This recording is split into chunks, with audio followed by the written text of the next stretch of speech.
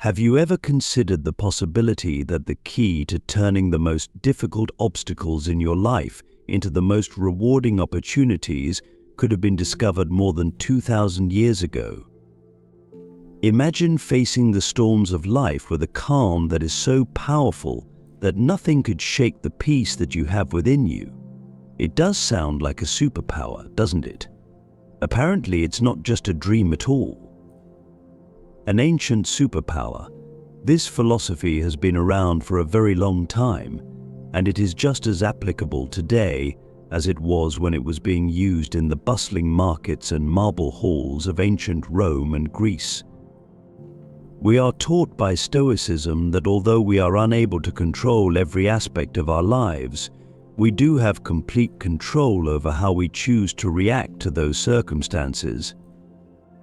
In addition, in the modern world, where uncertainty appears to be the only thing that can be said with absolute certainty, these teachings might be the anchor that we have all been looking for. Would you be surprised if I told you that Stoicism is more about doing than it is about thinking? It is about continuing to live a life that is full of purpose, resilience, and happiness, regardless of the challenges that life may present to you.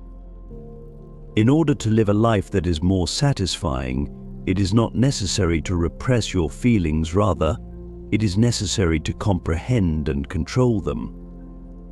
Consequently, whether you are struggling with stress, confronting adversity, or simply looking for more joy in the everyday, you should continue to explore this site. Stoicism is the subject of today's in-depth exploration, during which we will uncover its ageless wisdom and learn how it has the potential to transform not only the way we think, but also the way we live. If you are excited to start this journey of transformation, make sure to hit the like button, subscribe to the channel, and share the video with your friends. Keep watching this video until the very end without skipping any of the segments, because each and every one of them is a step toward discovering the Stoic wisdom that has the potential to transform your life. Number 1, putting your attention on the things that you can control. When you were stuck in traffic, did you ever find yourself getting frustrated because of the delay? Did you ever find yourself scrolling through your phone only to become irritated because someone left a negative comment on one of your posts? The very best of us are susceptible to it. It's almost as if our day-to-day lives are full of these little tests, which put our mood and our mental peace of mind to the test at every turn. Stoicism, an incredible philosophy that dates back to ancient Greece and Rome, provides us with this powerful tool focusing on what is within our control. This perspective, which can turn all of that frustration on its head, is a game-changing perspective that comes from the world of Stoicism. Take a moment to reflect on the words of Epictetus, a prominent Stoic philosopher, who once said, "It is not what happens to you, but how you react to it that matters. These things are beyond our control. We have no control over traffic, bad weather, or negative comments." Despite the fact that we wish we could, we are unable to alter them by any means. What we are able to alter, on the other hand, is how we respond to them. Not only is this concept supported by ancient wisdom, but it is also supported by contemporary psychology. An influential figure in the field of psychology, Carl Jung, is credited with making the famous statement, "I am not what happened to me, I am what I choose to become."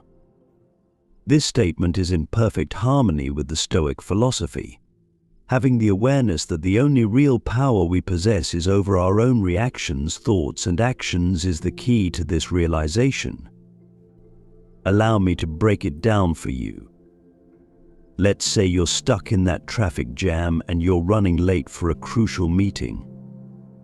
You have the option of choosing to spend that time fuming with rage, honking your horn, and stressing out, all of which, let's be honest, will not cause the cars in front of you to move any faster. You could also take a few deep breaths, acknowledge the circumstances, and allow yourself some time to relax by listening to a podcast, an audiobook, or simply listening to some music. Your reaction to the traffic has changed, but the traffic itself has not. As a result of this change, your stress levels have decreased, and your day appears to be a little bit brighter. It is not enough to simply deal with things like traffic or the weather. The Stoic principle of concentrating on what you can control extends far beyond that. It is applicable to our individual objectives, our responses to other people, and the way we deal with challenges that we encounter in life. The Stoic philosopher Marcus Aurelius, who is also considered to be a heavyweight, reminds us that you have power over your mind, not outside events. Realize this, and you will find strength. Therefore, the next time you find yourself getting worked up over something that is beyond your control, keep these sage words from our Stoic friends in mind. Ask yourself, is this something that I can control? If the answer is no, then you should let it go. Concentrate on your response, your frame of mind, and the actions you take. This straightforward adjustment has the potential to significantly affect both your levels of stress and your overall happiness. Even though it is not always simple, it is very important to practice it every day. Keep in mind that the goal is not perfection, but rather progress. Not only will we be able to survive the difficulties that life throws at us, but we will also be able to thrive in spite of them as we learn to concentrate more on the things that are under our control. Number 2, embracing challenges as opportunities. The practice of Stoicism teaches us how to view challenges and difficulties as opportunities. It seems to go against common sense, doesn't it? The majority of us are hardwired to see challenges as exactly that, obstacles that stand in the way of our success and happiness. The Stoic philosophers Marcus Aurelius, Seneca, and Epictetus, on the other hand, turn this narrative on its head. In the event that life presents you with a challenge, they advise us to ask ourselves, what can I learn? Rather than asking, why me? This completely alters the game. The Stoic philosopher Marcus Aurelius, who was also the Roman emperor, wrote in his personal writings, "The impediment to action advances action. What stands in the way becomes the way." What he means by this is that every obstacle, regardless of how daunting it may be, not only puts our resilience to the test, but also teaches us valuable lessons. Discovering the positive aspects of challenging circumstances and utilizing them to propel our development is the goal here. Not only does this viewpoint originate from ancient philosophy, but it is also supported by contemporary philosophers. In the words of Carl Jung, a well-known psychologist, what you resist persists. When we struggle against challenges, we give them more power over us. We are able to triumph over them, however, if we are willing to acknowledge and gain knowledge from them. This Stoic way of thinking is about turning difficulties into stepping stones on the path to becoming more powerful and wise. Make it more applicable, shall we? Let's say you've been unsuccessful in getting job applications accepted. Becoming mired in a cycle of self-pity and uncertainty is a simple process. If, on the other hand, you considered each rejection to be feedback, there is a possibility that you need to work on improving a skill or developing a new approach to your job search. By adopting this new point of view, one can transform a string of unsuccessful attempts into a way to advance their professional career. Another example is disagreements between individuals. In spite of the fact that they are unpleasant and stressful, they provide an opportunity to hone skills such as patience, empathy, and communication. Each and every disagreement presents us with the chance to explore and comprehend a variety of perspectives and to improve our capacity to resolve conflicts. The essence of embracing challenges as opportunities lies in asking ourselves, what can this situation teach me? Instead of being passive victims of circumstance, we become active learners and problem solvers when we embrace challenges as opportunities. Although this does not imply that overcoming challenges will become less difficult, it does imply that we will approach them with a mindset that is geared toward personal development and education. A quote attributed to Epictetus states that it is not what happens to you, but how you react to it that matters. This statement is at the core of the Stoic philosophy. Discovering the lessons and opportunities that are presented by a challenge requires one to look beyond the immediate pain or frustration that the challenge may cause. In order to overcome any obstacle, no matter how big or how small, you should make an effort to pause and reframe it. Question yourself about what you can take away from the experience and how it can help you become more resilient and knowledgeable. Keep in mind that challenges are not merely challenges to be conquered, rather, they are opportunities to develop. We are able to navigate the ups and downs of life with more grace, resilience, and wisdom if we adopt this Stoic mindset. Number 3, living in the present moment. Doesn't it seem like something that we hear about on a regular basis? The phrase "live in the now" is often used, but what exactly does it mean, and why is it taken so seriously? Living in the present moment means not allowing your mind to wander off to the worries of tomorrow or the regrets of yesterday. Instead, completely embracing and experiencing where you are at this very moment is what it means to live in the present moment. It is about coming to terms with the fact that life, with all of its splendor, difficulties, and surprises, takes place in the here and now. This idea has been around for quite some time. It is a fundamental principle of Stoic philosophy, which has been echoed by outstanding minds such as Marcus Aurelius, Seneca, and Epictetus, and it has been reaffirmed by contemporary psychologists and thinkers. Let's begin with the Stoics, shall we? Do not dwell in the past, do not dream of the future. Concentrate the mind on the present moment, Marcus Aurelius once said. He understood that the power of living in the present lies in its ability to ground us, to clear our minds of distractions, and to allow us to appreciate the richness of life as it unfolds. He said this because he understood that the power of living in the present lies in its ability to allow us to ground ourselves. Why is it so difficult to remain in the present moment?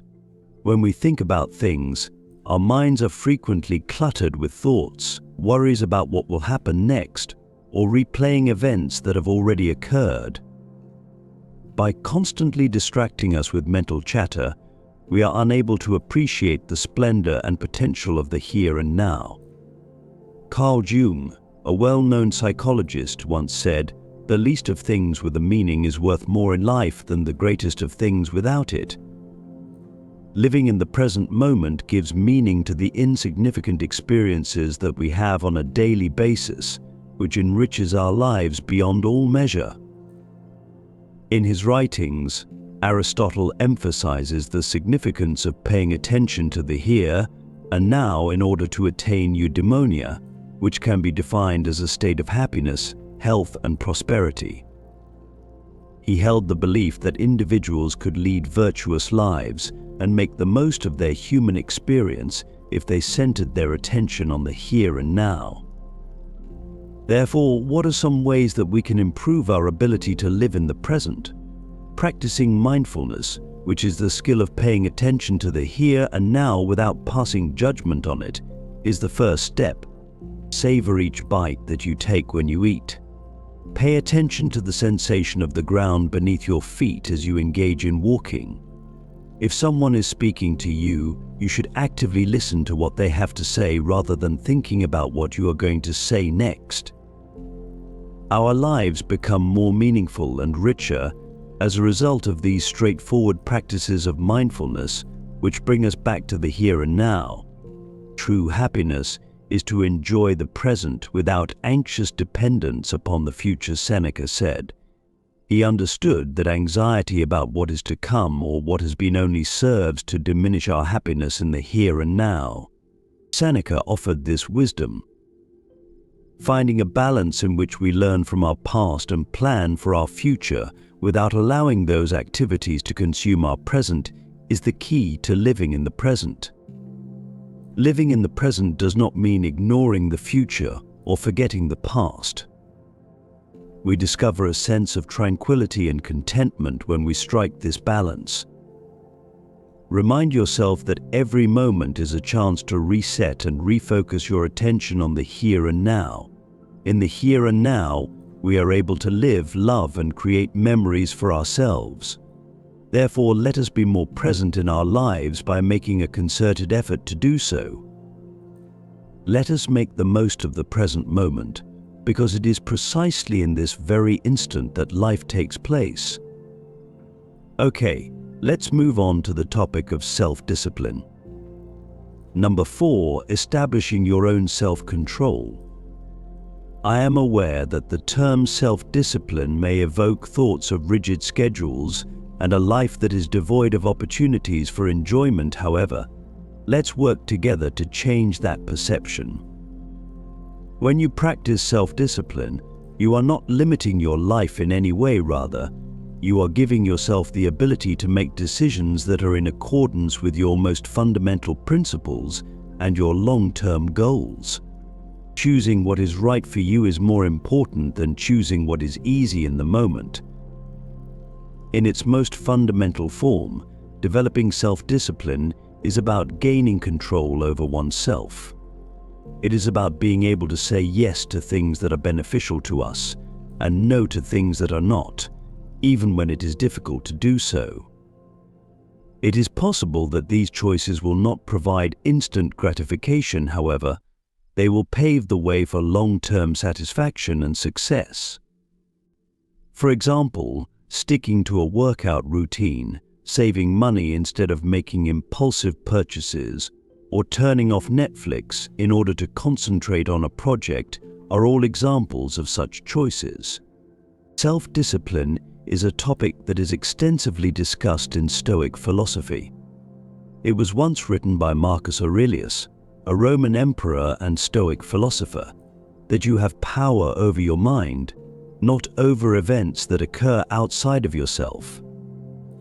This powerful statement highlights the essence of self-discipline by stating, "Realize this, and you will find strength." It is about being able to control our impulses, emotions, and actions in spite of the distractions and temptations that life brings our way from the outside world.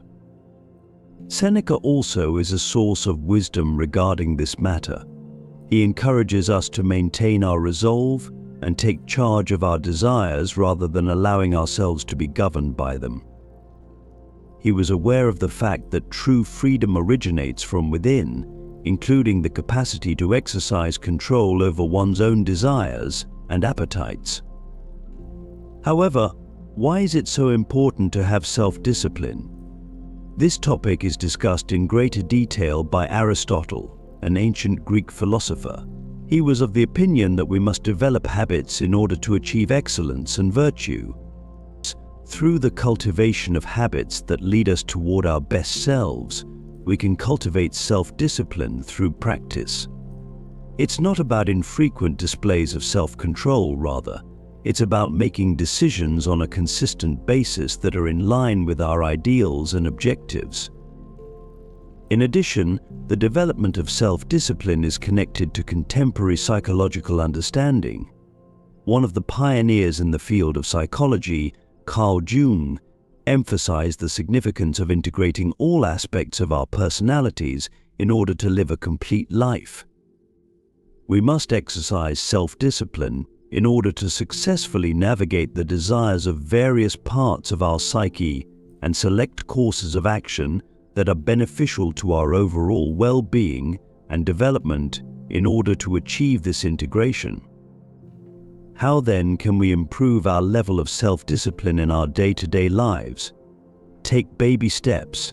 Choose one aspect of your life that you would like to improve, such as your eating habits, your exercise routine, or your spending habits. Create goals that are specific and attainable, and take things one day at a time. You should keep in mind that you are strengthening the muscle of self-discipline each time you make a decision that is in line with your personal objectives. We are reminded by Epictetus that no great thing is created suddenly. Self-discipline is developed through the performance of small actions on a consistent basis. Not perfection, but progress is what matters here. On a daily basis, we are presented with fresh chances to exercise self-discipline and to select behaviors that bring us closer to the actualization of our ideal selves. Gaining self-discipline is a process that takes time. Discovering a happy medium between what we want right now and what we want the most is the goal here.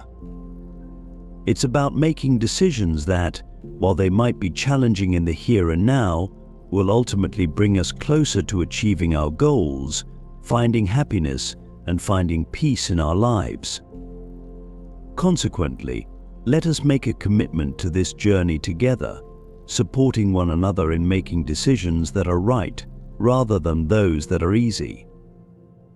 It is important to keep in mind that the path to realizing our dreams and leading a life that we genuinely enjoy lies within the realm of self-discipline. At long last, let's discuss the concept of emotional resilience. Number 5. Developing emotional resilience. When we are confronted with unexpected challenges in life, we all go through a roller coaster of feelings. Anger, sadness, and frustration are all natural emotions that are associated with being human. The kicker, however, is that it is not just about the feelings that we experience, it is also about how we deal with those feelings. This is where the power of emotional resilience steps in to perform its magic. In the same way that a superpower enables us to navigate through the storms of life with grace and emerge stronger on the other side, emotional resilience is like that superpower ourselves. Instead of allowing ourselves to be carried away by the current of our feelings, it is important to recognize and embrace our feelings, gain an understanding of them, and then take constructive actions to move forward. Regarding this topic, the Stoics had a lot to point out. For instance, Marcus Aurelius reminds us that you have power over your mind, not over events that occur outside of yourself. You will discover strength if you come to terms with this profound realization. This profound insight touches on the essence of emotional resilience. It's about recognizing that while we might not have control over what happens to us, we have control over how we respond. Our emotions don't have to control our actions. Seneca offers wisdom on facing adversity without losing our composure. He teaches that life's hardships are tests of our character and resilience. By facing our feelings with understanding and patience, we can grow wiser and more robust. But how do we develop this emotional resilience? It starts with self-awareness. Being mindful of our emotions and reactions helps us understand ourselves better. It's okay to feel what we're feeling, but instead of reacting impulsively, we can choose to respond in a way that aligns with our values and long-term well-being. Aristotle spoke about the golden mean, finding the balance between excess and deficiency. This concept applies beautifully to emotional resilience. It's about finding a balanced response to our emotions, not suppressing them or letting them overpower us. Carl Jung, a pioneer in psychology, emphasized the importance of integrating all aspects of our psyche to achieve wholeness. Part of this process involves confronting our emotions, understanding them, and learning from them. This is at the heart of developing emotional resilience. So what can you do when you're in the grip of strong emotions? First, give yourself permission to feel. Acknowledge your emotions without judgment. Then, take a step back and try to understand what triggered these feelings. This reflection can provide valuable insights into your emotional patterns and triggers. Epictetus said, "It's not what happens to you, but how you react to it that matters." This is a powerful reminder that our reactions to our emotions can shape our experiences. Instead of being reactive, we can choose to respond in a way that is constructive and healing. Developing emotional resilience is a journey. It involves practicing mindfulness, self-reflection, and patience. It's about building a toolkit of coping strategies like journaling, talking to a trusted friend, or practicing relaxation techniques. Most importantly, it's about treating yourself with kindness and compassion as you navigate through your emotions. Emotional resilience is not about never feeling negative emotions, it's about learning to ride the waves of those emotions with grace and coming out on the other side stronger and more self-aware. By developing emotional resilience, we empower ourselves to face life's challenges with courage and poise. Let's embrace this journey together, supporting each other in becoming more emotionally resilient and ultimately living a more fulfilled. Number 6. Memento Mori, which means remember I will die.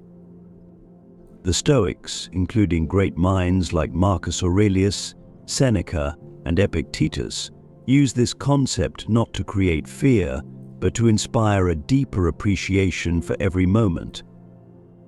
They believed that by keeping the inevitability of death in mind, we would live more fully, consciously, and with gratitude for the present.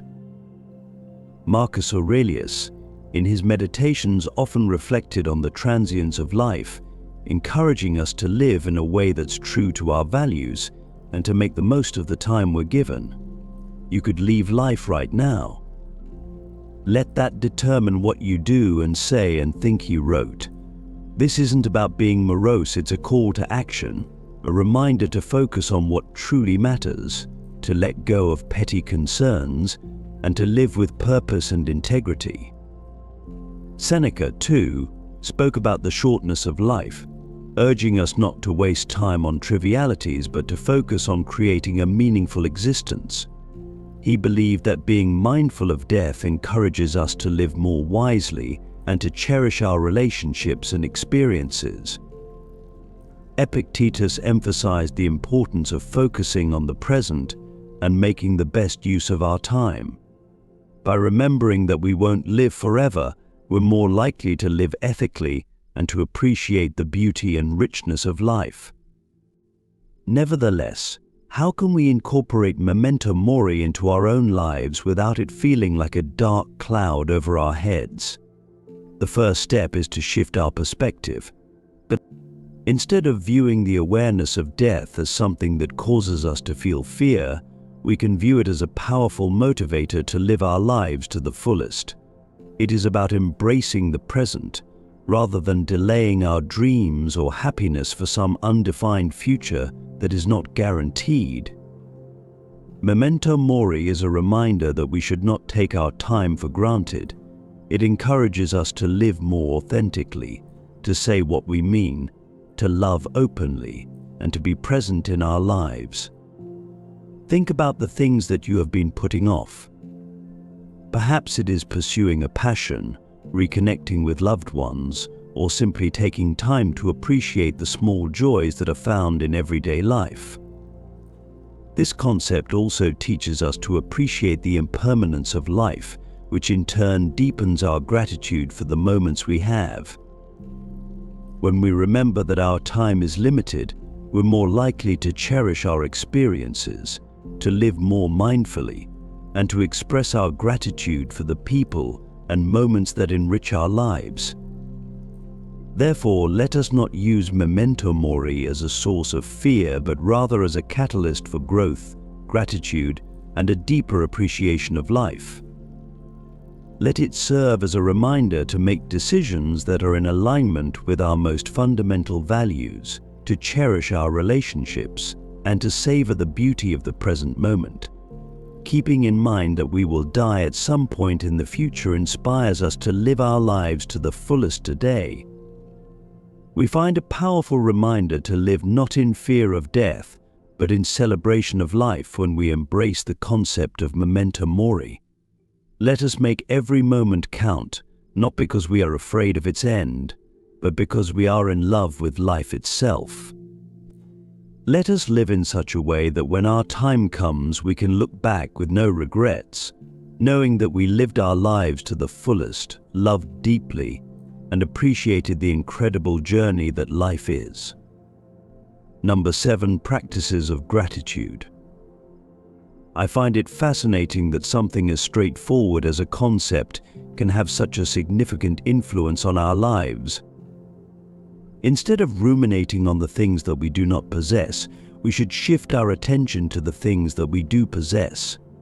Especially on those days when it seems like you are fighting an uphill battle, this practice has the potential to be a real game changer. Stoics, who were known for their wisdom, had a lot to say about the concept of gratitude.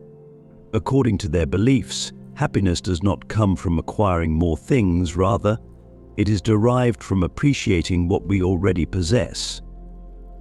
In his writings, Marcus Aurelius frequently emphasized the significance of concentrating on the here and now and discovering happiness in the simplest of things.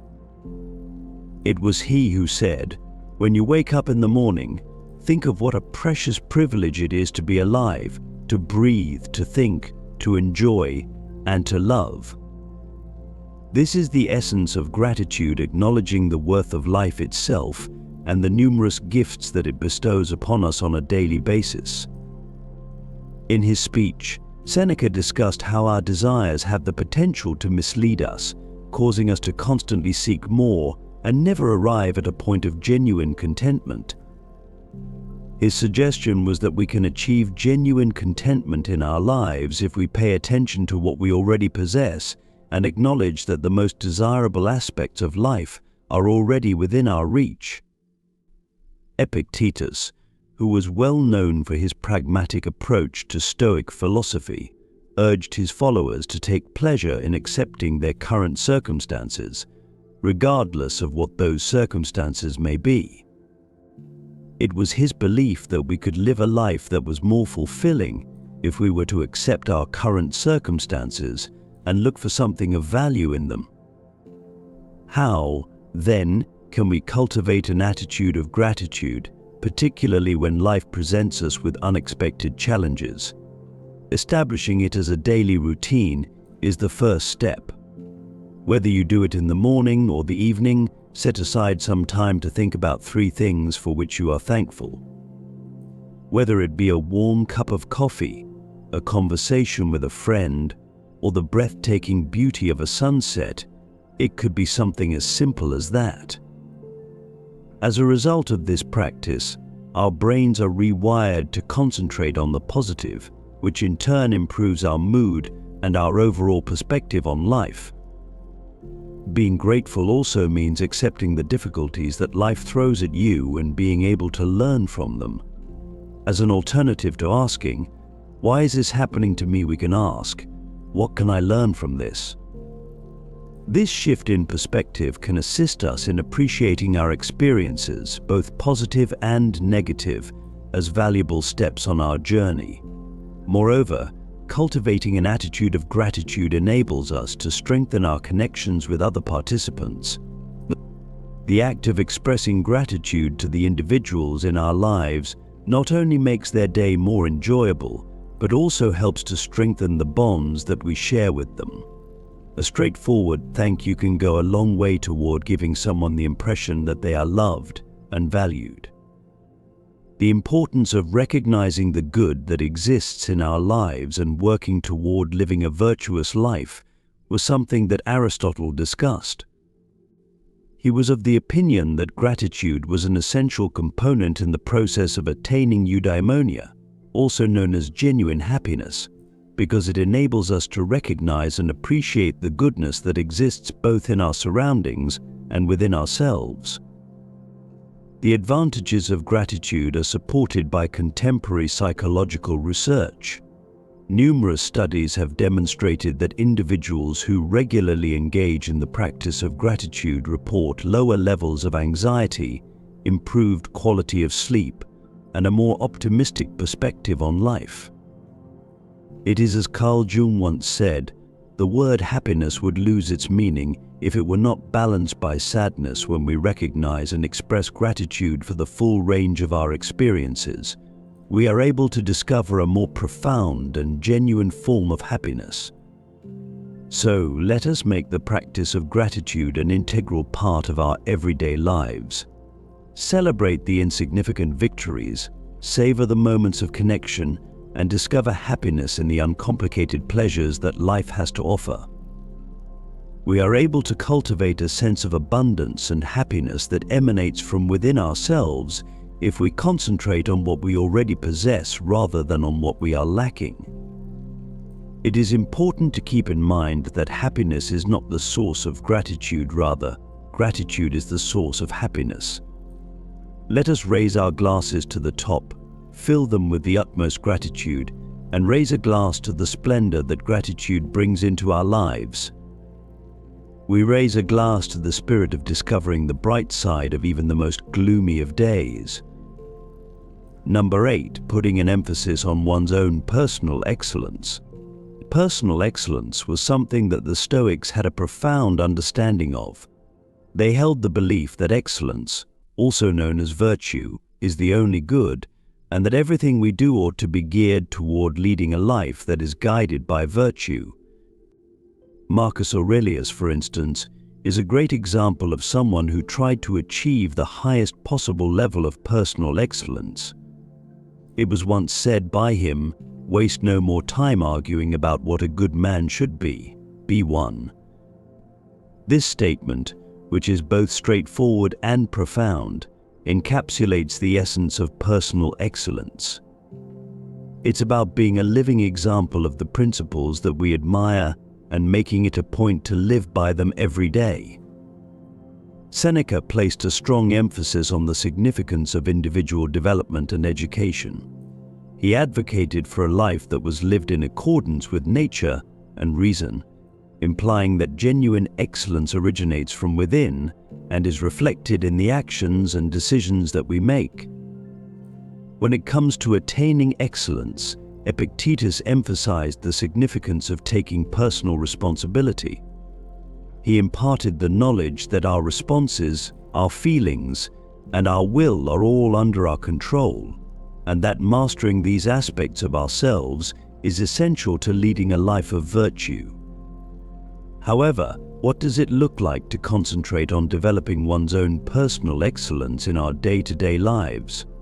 First and foremost, we must establish our own personal standards, which are not based on the expectations of society or the accomplishments of others, but rather on our own values and goals.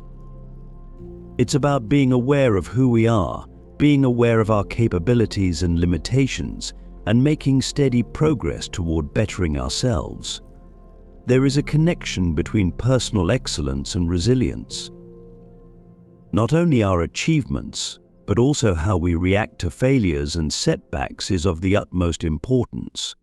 In accordance with the words of Aristotle, excellence is never an accident. It is always the result of high intention, sincere effort, and intelligent execution. It represents the wise choice of many alternatives. Choice, not chance, determines your destiny. This means that you should view challenges as opportunities to learn and grow rather than as obstacles to be overcome. In addition, cultivating a growth mindset, which is a concept that is supported by contemporary psychology, is an essential component of concentrating on personal excellence. It is the conviction that our skills and intelligence can be improved through the application of effort and dedication throughout our lives. By adopting this mentality, we are encouraged to welcome challenges, to persevere in the face of failure, and to view effort as a means to achieve mastery. Authenticity in one's life is another component of personal excellence.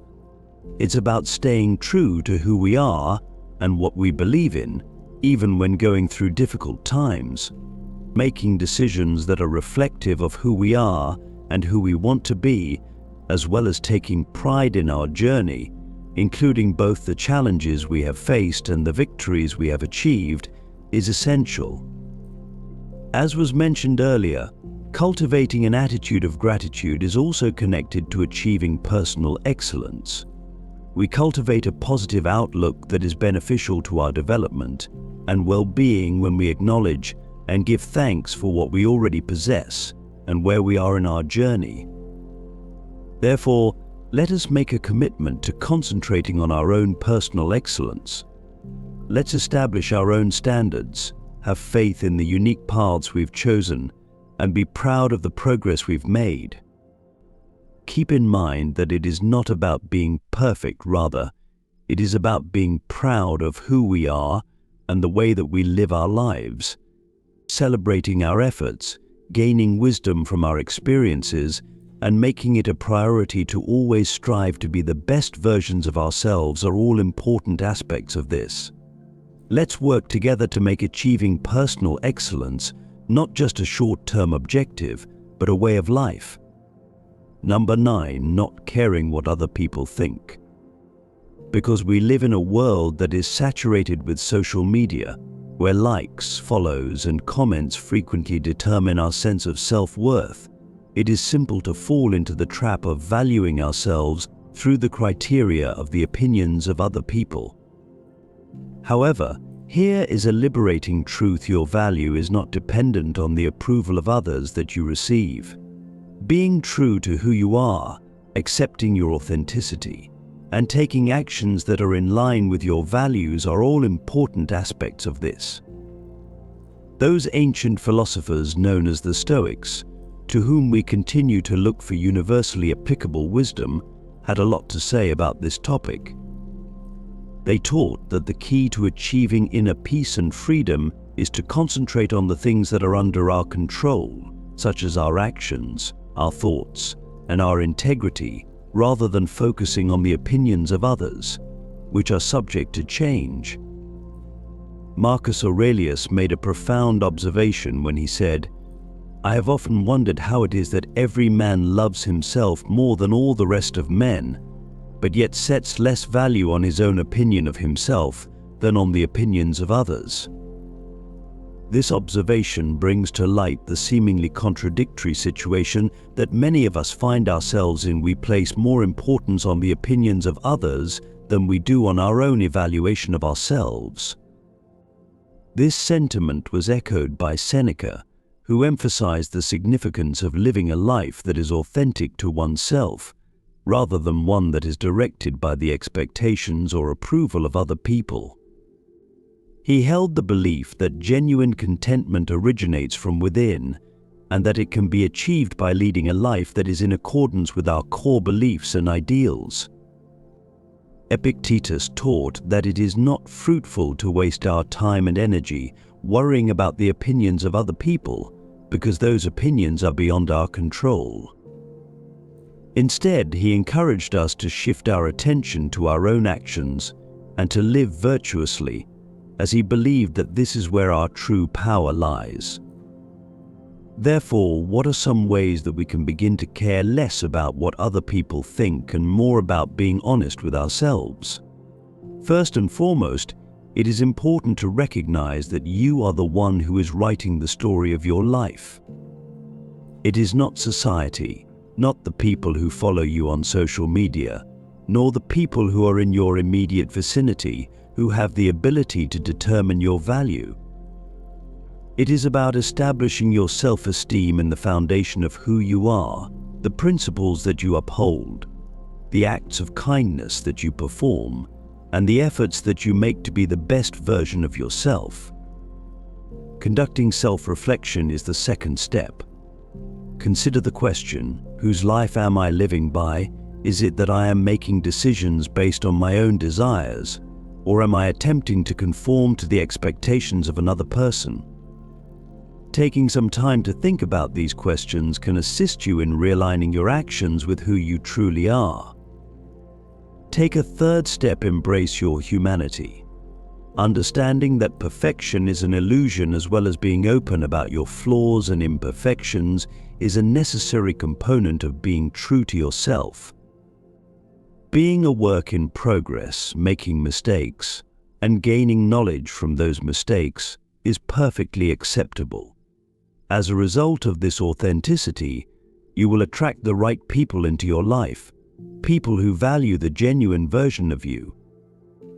Also, keep in mind the words of Aristotle, who discussed the concept of the golden mean and the importance of finding balance in one's life. Taking this into consideration with regard to our concern for the opinions of others, it is about locating a healthy balance between taking into consideration constructive feedback and preserving our autonomy and regard for ourselves. Understanding that our worth is determined not by the accolades or approval of others, but by our own virtues, our actions, and our dedication to living a life that has meaning is what we mean when we say that we have adopted a Stoic mindset and are incorporating it into our lives. Building a strong inner fortress that is unshakable by the fleeting opinions of others is the goal of this endeavor. Instead of basing our self-worth on the number of likes, followers, or approval we receive, let's make a pact to value ourselves for who we really are. It is imperative that we demonstrate bravery in our authenticity and live lives that are in harmony with our most profound truths. You should always keep in mind that your value is innate and one of a kind, and that by being honest with yourself, you are able to shine your light in the most genuine way possible. Not only should we be able to navigate life, but we should also be able to thrive in it with the self-assurance that comes from knowing that we are living in an authentic manner, conforming to our values, and being true to who we are. Number 10, acceptance of change. One thing to keep in mind is that accepting change is not only essential for our development and happiness, it is also extremely necessary. The only thing that is guaranteed to remain the same in life is change. When you learn to accept the changes that are unavoidable in life and learn to go with the flow, navigating through those changes becomes less frightening and more of an adventure. Those who adhered to the Stoic philosophy had a very positive outlook on change. They considered it to be an inherent component of the rhythm of the universe. Marcus Aurelius once said, "Accept whatever comes to you woven in the pattern of your destiny, for what could more aptly fit your needs." This profound acceptance of change as a part of the fabric of life helps us understand that every change, regardless of whether we perceive it as being positive or negative, has a place in our story. Seneca imparted the knowledge that if we allow ourselves to become overly attached to our present circumstances, it can result in feelings of dissatisfaction because those circumstances will inevitably change. He counseled us to be adaptable and to recognize that change is not merely a natural part of life, but rather an essential element in our own personal growth and happiness. Epictetus urged us to learn to differentiate between the things that we are able to control and those that we are not. He made the point that although we are unable to control the events that occur in the outside world, we are able to control how we feel about them. Having this frame of mind is extremely empowering when it comes to dealing with shifting circumstances. Focusing on our responses, identifying the opportunities for growth that are contained within the change, and moving forward with resilience are all important aspects of this. However, what are some ways that we can become more open to change? To begin, by recognizing that change is an unavoidable phenomena. There is a natural order to the way things are. The seasons change, people come and go, and even our own selves are renewing themselves as we speak. Everything that surrounds us is in a state of constant flux. Being open to change is the same as being open to life itself. To continue by engaging in mindful practices. By being present in the moment, we are able to appreciate the experiences that we are having at the moment without becoming attached to them. Because of this awareness, there is room for acceptance in the event that those experiences inevitably change or come to an end. Third, by looking for the lessons that change has to offer. Every change that occurs in our lives, regardless of how difficult it may be, presents us with opportunities to learn and develop. Instead of asking, "Why is this happening to me?" we can ask, "What can I learn from this?" This shift in perspective has the potential to transform the difficulties that come with change into opportunities for personal growth and development. The pursuit of a life of virtue, according to Aristotle, is the most important factor in determining one's level of happiness. Adaptability is a component of virtue, which refers to the capacity to navigate the changes that occur in life with grace and wisdom. Discovering equilibrium and harmony amidst the constant upheaval of life is the goal here. This Stoic approach to change is supported by contemporary psychological theory. Our levels of stress and anxiety can be significantly reduced if we shift our perspective from viewing change as a threat to viewing it as an opportunity. It has the potential to strengthen our resilience, making us better prepared to deal with whatever challenges life may present us with. Reminding ourselves that change is not something to be endured, but rather something to be welcomed as a natural and enriching part of our journey is something that we should do. When we are willing to embrace change, we make room in our lives for fresh experiences, personal development, and the miraculous unfolding of our individual life paths. It is important to keep in mind that going with the flow is not the same thing as being passive. Rather, it is about actively engaging with life in all of its dynamic complexity. Together, let us navigate the currents of change with bravery, grace, and a heart that is open to the countless possibilities that change brings. Number 11, putting compassion and empathy into practice. Despite the fact that we are different, when it comes to navigating the complicated path that is life, we are all in this together. Through the cultivation of an attitude of compassion and understanding toward other people, we make a contribution to the world becoming a more loving and compassionate place. The Stoics, who were ancient philosophers who continue to enlighten us with their timeless wisdom, placed a significant amount of importance on the virtues of compassion and empathy. They taught that being kind and understanding to other people is an essential component of living a virtuous life, and they believed that all humans are interconnected with one another. Marcus Aurelius, for example, brought to our attention the fact that human beings are social creatures by nature and that they are intended to coexist with one another in a manner that is harmonious and cooperative. As a beautiful illustration of the concept that our well-being is inextricably linked to the well-being of others, he made the following statement: "What brings no benefit to the hive brings none to the bee." Seneca placed a strong emphasis on the significance of being generous and kind to other people. He argued that compassion is an instinct that is inherent to the human condition, and that when we help other people, we are also helping ourselves. Throughout his writings, Seneca encourages us to extend our empathy even to those who have wronged us, with the understanding that they too are acting out of their own struggles and limitations.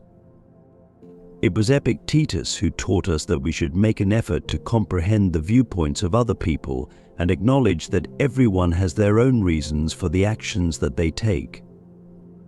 This does not mean that potentially harmful behavior is acceptable. Rather, it means approaching other people with a mindset of empathy and making an effort to comprehend their experiences and points of view.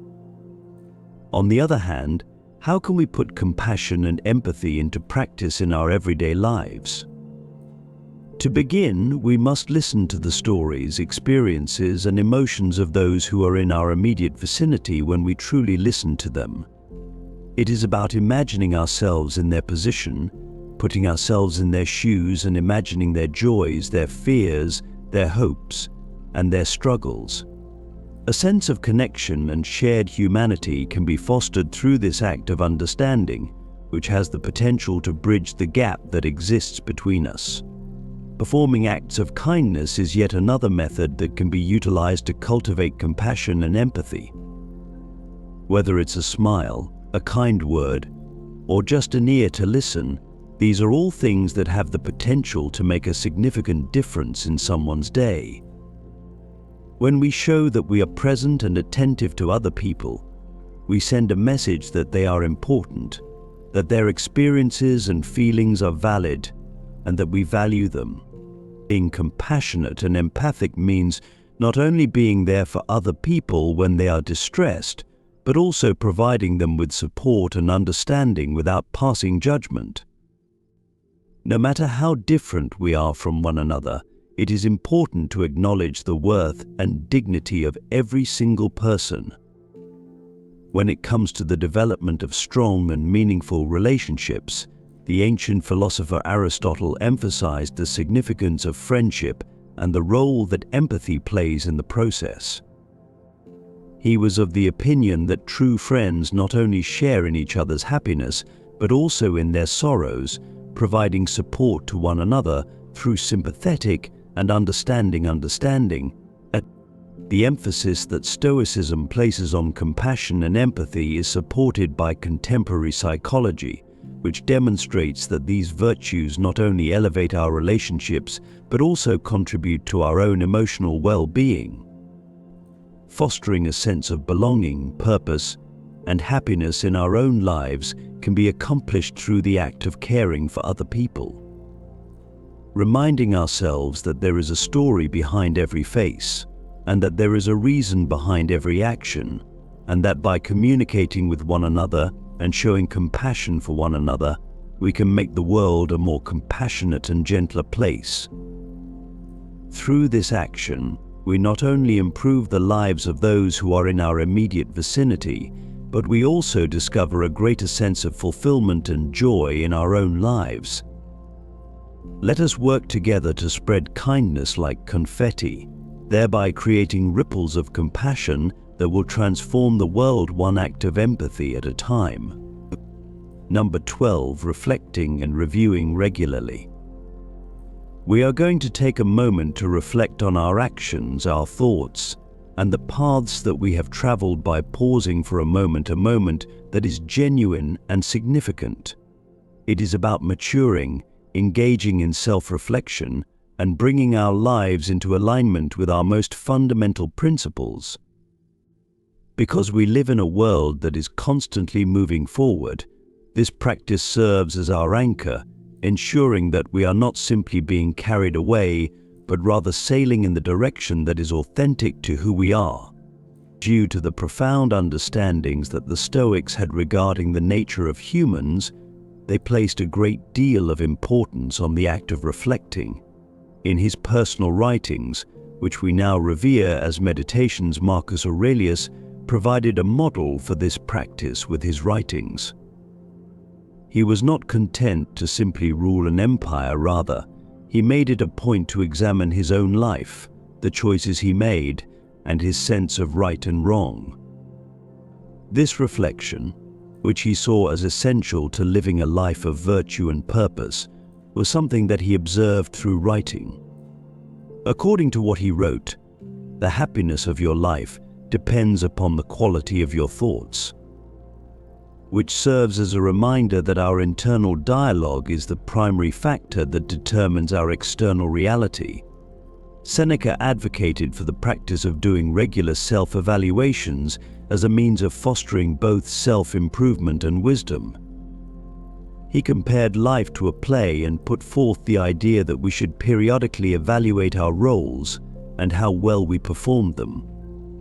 Do we behave in a manner that is congruent with the persona that we choose to represent? Is the script that we value, which is the script of our lives, reflected in the actions that we take? Epictetus urged his pupils to conduct a self-evaluation at the end of each day, analyzing both their actions and their attitudes.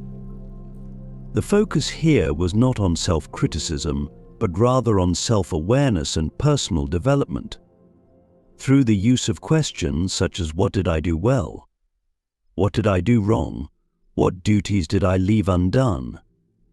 he encouraged us to ask ourselves. By asking ourselves such questions, we are able to steer our lives more consciously, making adjustments that bring us closer to our ideals. But what are some ways that we can incorporate the Stoic practice of reflection and review into our contemporary situations? First, by establishing it as a routine. Every day, set aside a few minutes to think about the events of the day, perhaps right before you go to bed. Where did you find your victories? Where were you confronted with difficulties, and how did you respond to them? This practice can begin as a mental exercise, however. Writing it down can enhance its benefits by providing you with a tangible record of your journey. Gratitude can be cultivated through the use of reflection as a tool. When you are thinking back on your day, it is important to remember the moments, no matter how insignificant they may seem, that brought you happiness or gratitude. This helps us cultivate a more optimistic outlook on life by counteracting our natural tendency to concentrate on the negative aspects of life.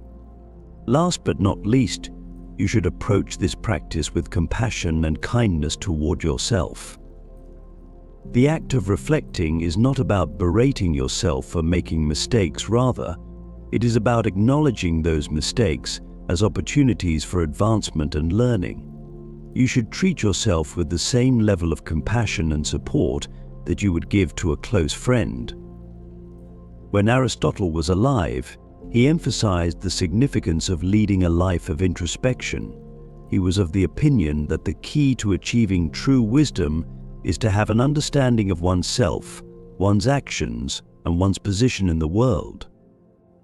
This contemplation is the essence of living a life that is examined, a life that is in accordance with excellence and virtue.